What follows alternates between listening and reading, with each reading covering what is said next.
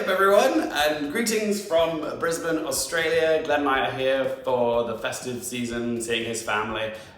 This is my predictions for the 2025 Golden Globes. Just want to apologise in advance to you guys for the shoddy quality of this video, because we are recording on our little Airbnb in Brisbane and there's a lot of acoustics going on in here. There's high ceilings. The lighting's going to change because of, well, the sun is moving across the sky. So yeah, it's not going to be my best quality video, and also there's not going to be a lot of extra footage in this video. Normally I do like to pop a lot of clips and stuff in, but I just don't have the time because we're on holiday and the Golden Globes are literally tomorrow. And yeah, I just don't have the time to add a lot of extra footage. So this is going to be a quick, speedy Golden Globes prediction video for you. I will be putting my predictions in on the Awards Expert app. If you don't have it, download it, it's free, it's great. If you want to follow me on the Awards Expert app, you can. It's just my name as it is on all socials, Luke Hayfield, and yeah, you can find all my predictions for all of the big awards groups over award season on there. So yeah, when it comes to predicting this year's Golden Globes, there are a bunch of categories where I'm genuinely not quite sure how it's gonna go. The Golden Globes are kind of the first big major precursor of award season, and they do kind of set the tone for the remainder of award season. And the Golden Globes do like a bit of chaos. There's bound to be one or two surprises when they reveal the winners, but they also do help in showing us the way that the wind might be blowing in certain categories. Amelia Perez is certainly one I'm keeping an eye out for because it has 10 nominations, the most of any Golden Globes nominations tally ever. How many of those is it going to win? Who knows? I mean, Barbie had 9 nominations last year, only took 2 for Best Song and Achievement at the box office, whatever the award's called. But yeah, if Amelia Perez does win Comedy Musical, do we need to start taking it seriously as a Best Picture contender? Absolutely. If Zoe Saldana wins Best Supporting Actress, is she the official frontrunner? I would say so. But yeah, I'm very curious to see how Amelia Perez is going to play. So yeah, I don't have a lot of time, so let's just jump in with my predictions. We're just gonna go in the order that they're presented on the Awards Expert app. So first up is Best Picture Drama. This one actually does feel relatively easy, I would say. It's probably gonna go to The Brutalist. It's the monumental picture of the year. It's massive in scale, but the story is very intimate, and it is quite the achievement from Brady Corbett. If the Globes wanted to be cool, they should give it to Doom Part 2. That was also a massive accomplishment, but they rarely give it to a sci-fi film. Conclave is definitely a potential spoiler here. It's a very well-tailored piece of filmmaking. It's gripping, it's exquisitely shot, it's well-written, it's well-acted. It's an all-rounder, it's a very sturdy film. Most people seem to like it. Whereas The Brutalist does run the risk of leaving some viewers a bit cold. Not everybody liked the ending of The Brutalist, but then again, not everyone loved the ending of Conclave either. But The Brutalist is more of a showstopper of a film, so I'm gonna predict The Brutalist. Okay, so next up we've got Best Picture, Musical or Comedy. The logical pick here is Anora, because Mikey Madison is most likely going to win Best Actress in a Musical or Comedy, and that pairing of Best Actress and Best Picture, Musical or Comedy is a nice pairing. It happened last year with Emma Stone and Poor Things. There is an argument to be made that Wicked could win here because it's fresh off the late surge of love that it's received over, December and November. It's been dubbed the cinematic event of the year, and it is certainly more splashier than Anora, and the Golden Globes do like a bit of splash. And it's just popular. It's all about popular, very, very popular, like me.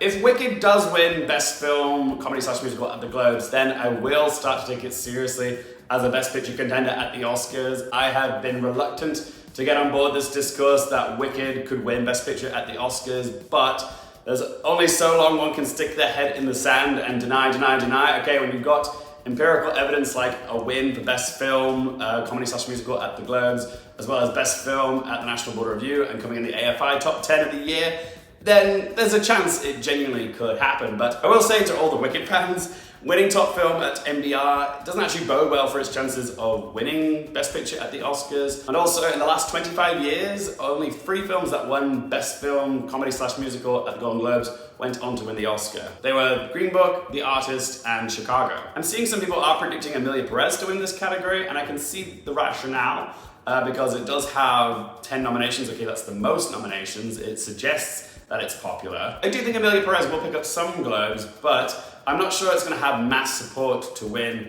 Best Film, Comedy/Musical, especially if it's going to win in the Best Non-English Speaking Film. Okay, it's pretty much a shoo-in to win there. Because if it wins Best Film not in the English language, then there's less incentive to also give it Best Film in a Comedy/Musical when they could award something else. I'm just not sure Emilia Perez does have that universal love that it needs to win both Film in the Non-English Language and Best Film, Comedy/Musical. But it has been doing pretty well over award season, and it does seem to have industry support, so it could definitely pull off an upset. And again, if they wanted to be cool, they could give the win to The Substance, which to many was their favorite film of 2025. It was me, but I understand not everybody likes this film because, you know, not everybody likes body horror. The film still does have its detractors, so the nomination here really is the victory for The Substance. Yeah, my prediction for this category is I think Anora is going to win this, but watch out for Wicked. And maybe Emilia Perez. Okay, so next we have Best Director, and I am kind of leaning towards the films that I'm predicting to win in drama and musical and comedy, so that's Brady Corbett for The Brutalist and Sean Baker for Anora.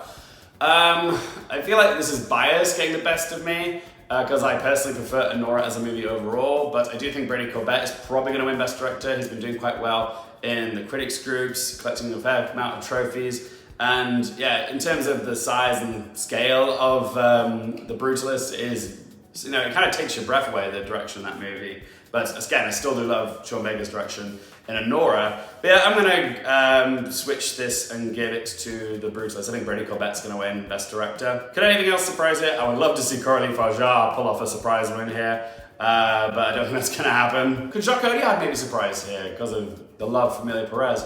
Maybe. There are some very impressive, like, directed sequences in the film, especially that song that Zoe Saldana sings. You know, it's very flashy direction, and maybe they might respond to that. I feel like I would need to see more wins over award season for him for me to predict that. So yeah, I'm gonna go with Brady Corbett for The Brutalist. Best Actress in a Drama is an interesting one because they really could go any way they want with these six, because you've got Angelina Jolie, Nicole Kidman, Tilda Swinton, Pamela Anderson, Fernanda Torres, and Kate Winslet. Out of these six, I feel like we have three possibilities for the win, okay? There's Angelina Jolie, Nicole Kidman, and Fernanda Torres. And what's interesting is that none of these three, apart from maybe Angelina Jolie, but I'd argue she's on wobbly ground at the moment, is none of them are really guaranteed to get into Best Actress at the Oscars at the moment.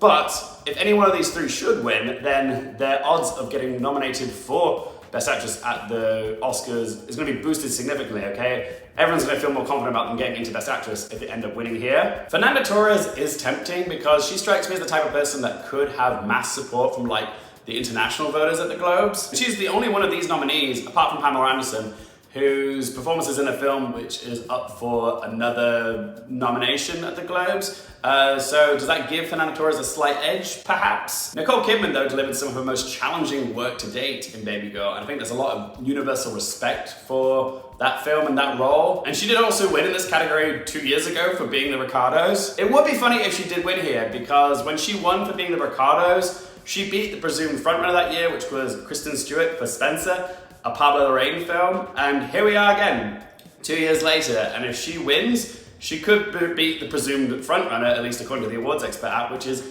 Angelina Jolie in Maria, another Pablo Larraín film. Will history repeat itself, and so soon? Perhaps. People do love Nicole Kidman, but some people might be thinking, well, it was only 2 years ago that we gave her last Golden Globe. That's the real frustrating thing, is that she's got a Golden Globe for Being the Ricardos, and if she doesn't win for Baby Girl, which I'd argue is the vastly superior performance, that's just really sad.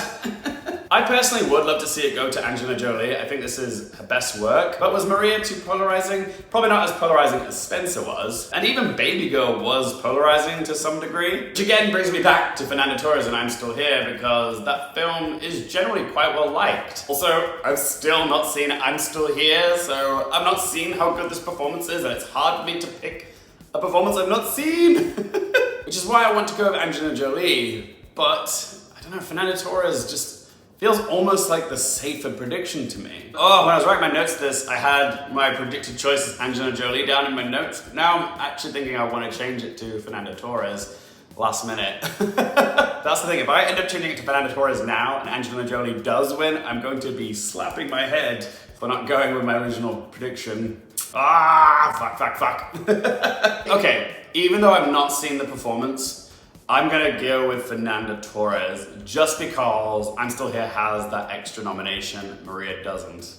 That's my only reason for it. I still think Angelina Jolie can win. I think Nicole Kidman could even win, But yeah, I'm gonna go with Fernando Torres. That's gonna be a fun reaction when I read the winners on Monday morning. Alright, so let's move on to actress in a musical comedy. Thankfully, this one feels significantly easier than actress in a drama. I'm going with the critics' darling, Mikey Madison for Anora. Okay, she was wonderful in Anora. She's been collecting all the trophies. I know she is the youngest of the nominees here. She's 25, Zendaya's 28, I believe, but her age hasn't held her back at all this award season, okay? Like, she's been collecting them trophies. If anyone's gonna surprise here, it could be Cynthia Erivo for Wicked, because she is a powerhouse in that film. And also maybe Demi Moore, because she has a good career narrative. But yeah, it's the performance in a gory, over-the-top body horror as holding me back from predicting Demi Moore. But then again, like, if she's gonna win anywhere, the Globes probably just make the most sense, because, you know, the Globes do love a bit of chaos, and maybe they would just go for it. But yeah, Mikey Madison just makes the most sense, okay? It's the universally loved performance. Yeah, it just makes sense to pair her with the win for Best Comedy / Musical.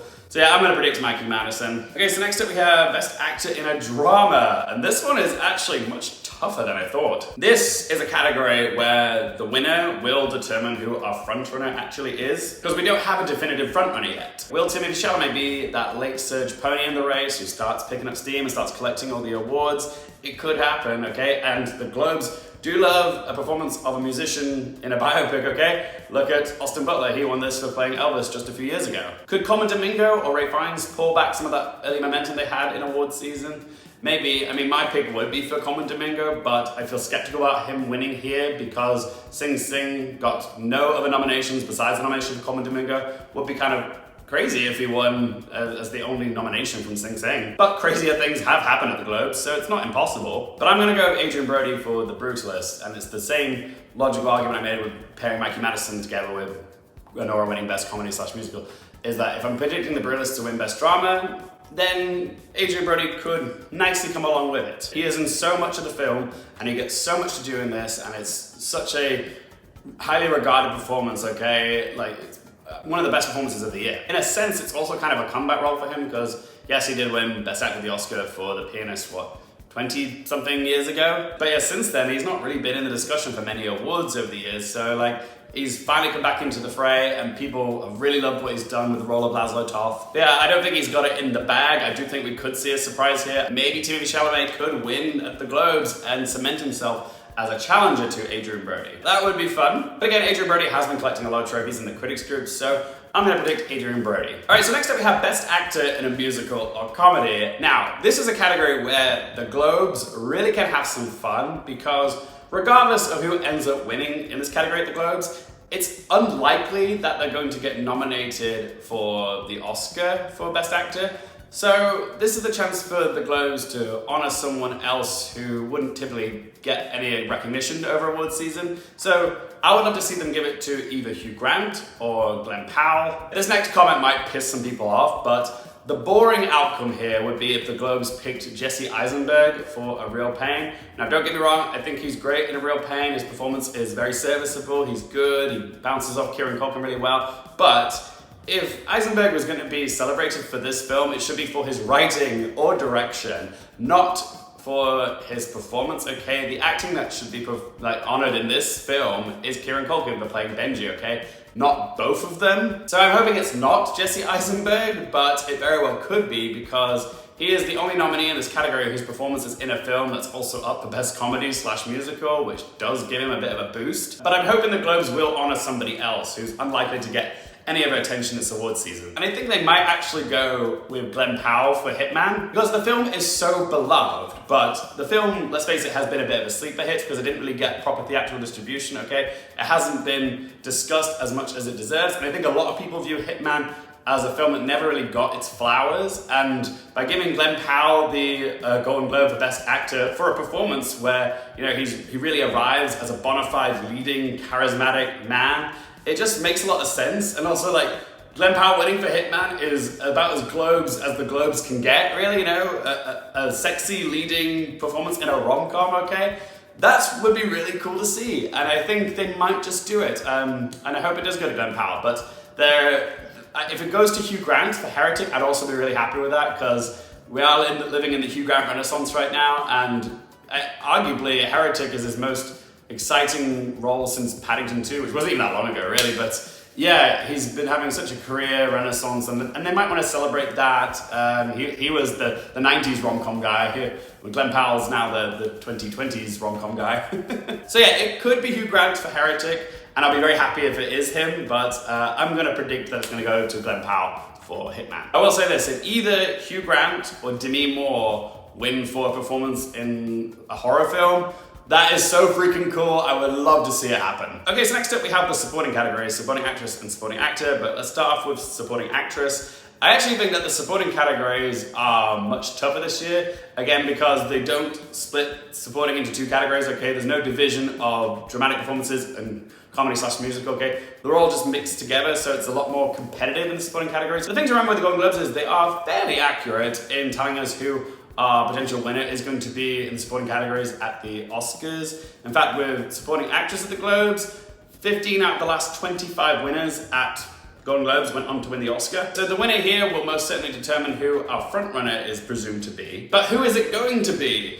This has been a category that has been highly contested this whole award season. I've made no secret on my channel that I think that this has been a pretty weak year for Best Supporting Actress, but the upside to it being a supposedly weak year for Best Supporting Actress is that it does make for an exciting race, because again, there doesn't seem to be an official frontrunner yet. We do have someone who a lot of people think is the frontrunner. I've not quite believed it. I'll believe it if she wins on Sunday night, and that's Zoe Saldana for Emilia Perez. She's been tipped as the frontrunner, and she definitely can win at the Globes because she is in the film that received the most Golden Globe nominations. Emilia Perez has 10. Okay, she's probably the film's best shot of winning an acting trophy at the Globes, and she has won in some critics groups, and it is also a triple threat performance because she sings, acts, and dances in this, okay? It's a great performance. But the thing we have to remember is Ariana Grande has also won in some critics groups, and she's also delivering a triple threat performance. And there's an argument to be made that because of Wicked's end of year release date, that Ariana Grande's performance is more fresh in voters' minds. And when you compare the two films and performances, Ariana Grande's is in the splashier film, okay? Wicked is the big box office moneymaker, and the Globes do like the big splashier movies, okay? Audiences showed up for Wicked, okay? So they might go with Grande. I can see Saldana winning this, okay? And if she does win the Globe, then I will finally start to agree with everyone and say, okay, she's probably gonna win the Oscar. But this is an instance where I'm gonna listen to my gut and actually go with Ariana Grande because I think she has just a slight edge. So yeah, I'm predicting Ariana Grande will win Best Supporting Actress at the Globes, which seems wild to say out loud. Okay, so next up we have Best Supporting Actor. And again, this is another tough one. Kieran Culkin has the most wins in the critics groups, and if he does win for his electric performance as Benji in A Real Pain, then it's gonna be hard for any other contender to derail his momentum going to the Oscars. So yeah, if he does end up winning the Golden Globe, he is probably gonna sweep all the way to the Oscar, okay? He's probably gonna be the Divine Joy Randolph of this year. His biggest competition, I would say, is Guy Pearce for The Brutalist, just solely based off of how solid The Brutalist is, and also Guy Pearce's performance as well. Guy Pearce delivers one of his finest performances ever in The Brutalist, and he's also someone who's been overlooked for a long time. He does have a bit of an overdue narrative. When you compare that to Kieran Culkin, who is hot off the success of the phenomenal runaway TV series Succession, which he won a Golden Globe for, but you gotta wonder, is he kind of like Nicole Kidman with Being the Ricardos? Is it too soon to award them again? I don't know, because like, there's that whole argument with Billie Eilish with Best Song because she won for No Time to Die and then won for Barbie like 2 years later, okay? It doesn't really matter. If the quality is there, and let's face it, it is, okay? Kieran Culkin delivers one of the best performances of the year in A Real Pain. Expertly juggling both drama and comedy in that role. They might just give him another win, and Guy Pearce is the bridesmaid again. Plus, Kieran Culkin is so likable in A Real Pain. I could see people just wanting to give him the win because he's so damn lovable. So yeah, I'm gonna go with Kieran Culkin, but watch out for Guy Pearce. Part of me actually really wants to see Guy Pearce win at the Globes, because if he does win, then we'll have an actual race in this category rather than just being, you know, the Kieran Culkin Express. Okay, so next up we have Best Screenplay, and again, at the Golden Globes, they don't divide this into two categories. Okay, we don't have one for adapted, we don't have one for original. They're all just mixed together. And I gotta say, I think this is gonna come down to either Anora or Conclave. Although if the Globes wanna go rogue, they could give it to Coralie Farjar for The Substance, like they did at Cannes, But yeah, again, most people don't really see this substance as a screenplay type film, because when you watch that movie, there's not actually a whole lot of dialogue. Most of the film is just either Elizabeth or Sue by themselves. I'm gonna go with Conclave just because it's the more talky movie between that and Anora, because Anora has a lot of, frenetic set pieces with like pop bangers playing in the background, whereas Conclave is a slow, meditative, very talky movie where the characters are discussing and debating, and it's never boring, okay? It's very stimulating, the writing. So yeah, I'm gonna say that the Globes will give it to Conclave. Okay, so next up is Best Picture non-English. This is a pretty easy one. What I will say, All We Imagine Is Light could surprise here because Payo Papadilla got the surprise nomination for Best Director, evidencing that there is some support for the film. I think it's pretty obvious it's gonna go to Emilia Perez because, again, it has the most nominations and it's also up for Best Picture comedy/musical, okay? It has an advantage over all the other films in this category. So yeah, it's just a no-brainer. Like if anything else did win here, it would be a bit of a surprise. If I were voting, I would give it to either The Girl with the Needle or The Seed of the Sacred Fig. Next up is Best Picture Animated. And unless we get some sort of crazy surprise, The Missing Link win here in this category, I think it's gonna go to the Wild Robot. Because literally nobody dislikes that film. It's so beloved, heartfelt, and tear-inducing. Yes, Inside Out did make more money, but it just didn't seem as profound the second time around, but it is still a great movie. But also, The Wild Robot, it just hit harder emotionally, and the animation just felt more new and interesting than what we got in Inside Out 2. Plus, The Wild Robot showed up in way more people's top 10 films of 2024 lists than Inside Out 2 did. So yeah, I'm going with The Wild Robot. All right, so next we have Cinematic and Box Office Achievement Award. It's gonna go to Wicked because Wicked is the Barbie of this year. It's pretty much a gimme. Also, Doom Part 2 is not here, which is weird because it did show up in Best Picture Drama. But yeah, they didn't feel the need to give it Cinematic and Box Office Achievement Award. I probably would have given my vote to that if I was a voter at the Golden Globes. Next up is Best Score.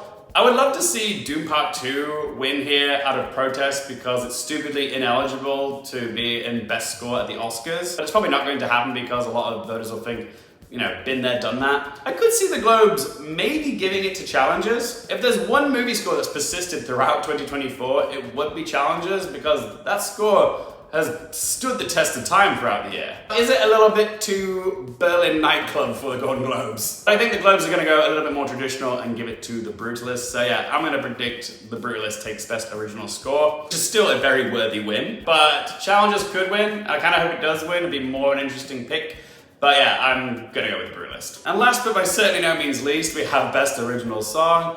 This category was so exciting and competitive last year. This year, I'm just kind of like, meh. Most people are predicting Mi Camino from Emilia Perez on the Awards Expert app, and this is probably gonna piss off some people. I actually didn't care that much for that song. I actually thought it was one of the more forgettable songs from the whole movie. I actually think the other song from Emilia Perez, El Mal, is the more interesting pick of the two, because when it's used in the film, what's happening in the scene is actually quite interesting. It did hold my attention.